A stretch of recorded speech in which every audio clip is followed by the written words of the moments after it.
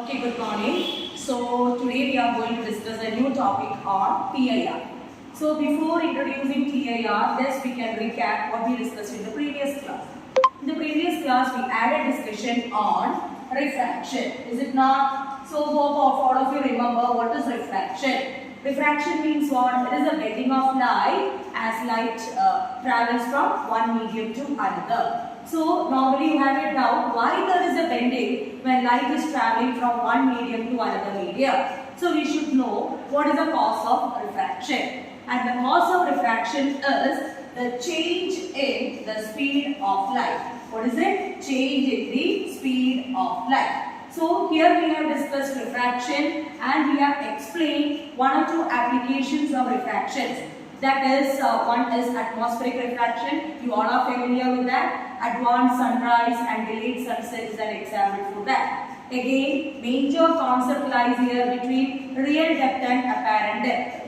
What is the relation connecting real depth and apparent depth and to the refractive index? These were the topics which we discussed in our previous session. Now today we are going to study about an interesting topic which is TIR. The full form of TIR is total internal reflection. So I think you all are curious to know about what is it. TIR, total internal reflection. Hope all of you have normally have an idea regarding diamond.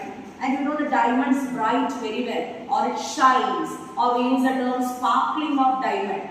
Do anyone have an idea why there is a brilliance for diamond like this? Or why the diamond is sparkling like this? Do anyone have this idea? So here comes our topic of TIR. Again, one more example. All of you are familiar with the medical examination endoscopy. Okay. So in endoscopy we use optical fibers.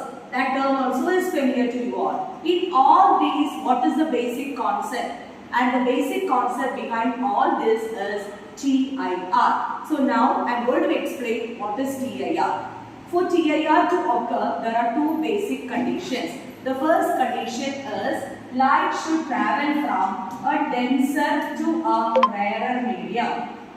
Denser to a rarer medium. Again, there is a second condition. The angle of incidence should be greater than the critical angle. Angle of incidence should be greater than the critical angle. So you all are now curious to know what is this critical angle. Critical angle means it is the angle of incidence in the denser medium for which the angle of refraction in the rarer medium is 90 degree. So make it clear, angle of incidence in the denser medium for which angle of refraction in the rarer medium is 90 degree. We say it is a critical angle.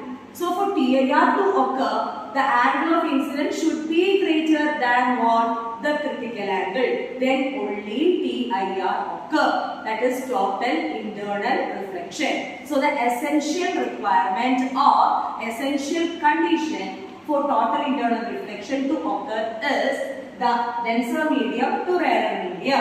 And you know how to identify which is the denser and the rarer medium. It is on the basis of the refractive indices of the two media. Okay, so denser to rarer, and the second point is angle of incidence should be greater than the critical angle. And you should be thorough with what is critical angle. Once again I will explain. Critical angle is the angle of incidence in the denser medium for which the angle of refraction in the rarer medium is 90 degree. Okay, now there is an activity in your textbook which illustrates TIR. For that, what we need is, we require a beaker.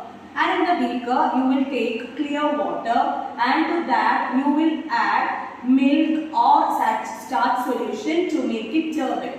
Okay, to make it turbid. And after that, any optical phenomenon can be explained with the help of a torchlight.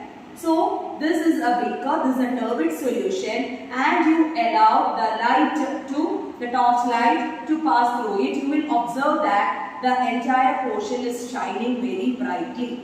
Okay, and if you want, you can take a portion of this solution into the test tube